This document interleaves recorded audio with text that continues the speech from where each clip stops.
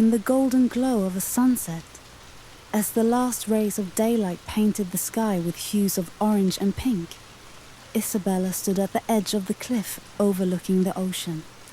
The wind tousled her dark hair, and her heart ached with a longing she couldn't quite name. She had always felt like something was missing, as if a piece of her soul wandered somewhere far away, waiting to return home. That's when she felt it. A pull so intense, it was as if the universe itself was calling out to her. The air around her seemed to shift, and in that moment, she knew something was about to change. Her twin flame, the one she had felt in her dreams and in her soul, was near. Across the world, Caleb had felt it too. A sudden wave of energy that made him stop in his tracks. He had always been restless, as though his heart beat to a rhythm only he could hear, one that never seemed to sync with anyone around him. But now, standing on the streets of the city, he felt that familiar tug, only stronger. It wasn't a gentle pull, but a forceful draw that made him feel like he needed to move, to go to her, to finally meet the soul that had been missing from his life. They didn't meet in the traditional way. They didn't lock eyes in a crowded cafe or bump into each other on a busy street. Instead, it was the universe itself that brought them together in a way that defied logic. The day they met, everything clicked into place. Isabella was sitting alone at a small bookstore cafe, flipping through a book she couldn't focus on, when Caleb walked in. As their eyes met, the world around them seemed to blur. There was no moment of awkwardness or hesitation, only recognition, an ancient knowing that they had always belonged to each other. He walked over, his heart pounding in his chest, but his steps were steady. "I think I've been looking for you," he said softly, his voice thick with emotion. Isabella's heart skipped a beat, her breath catching in her throat. "I think I've been waiting for you," she replied. From that moment on, their connection was undeniable. It wasn't just love, it was something deeper, something that transcended time and space.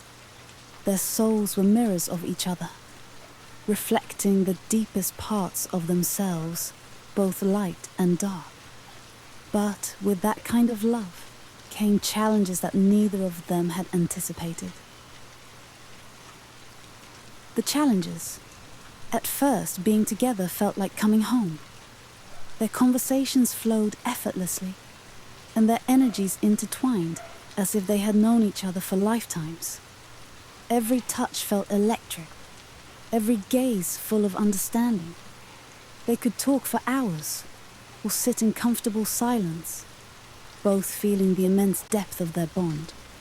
But soon the intensity of their connection began to bring out the parts of themselves they had kept hidden for so long.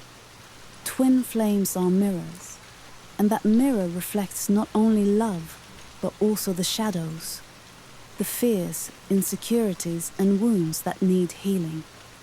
Isabella had always struggled with feeling worthy of love. No matter how strong their connection was, there was a voice in the back of her mind telling her she wasn't enough for Caleb, that someone as beautiful and bright as him deserved someone better, someone less damaged. She often found herself pulling away, retreating into her shell, afraid that if Caleb saw her insecurities, he would leave. Caleb, on the other hand, had his own demons. He was terrified of being abandoned, a wound left from his childhood that had never healed. Every time Isabella withdrew, his heart shattered a little more, fearing she would leave him just like everyone else had. He would overcompensate, trying to hold on tighter, afraid to lose the one person who had finally made him feel whole.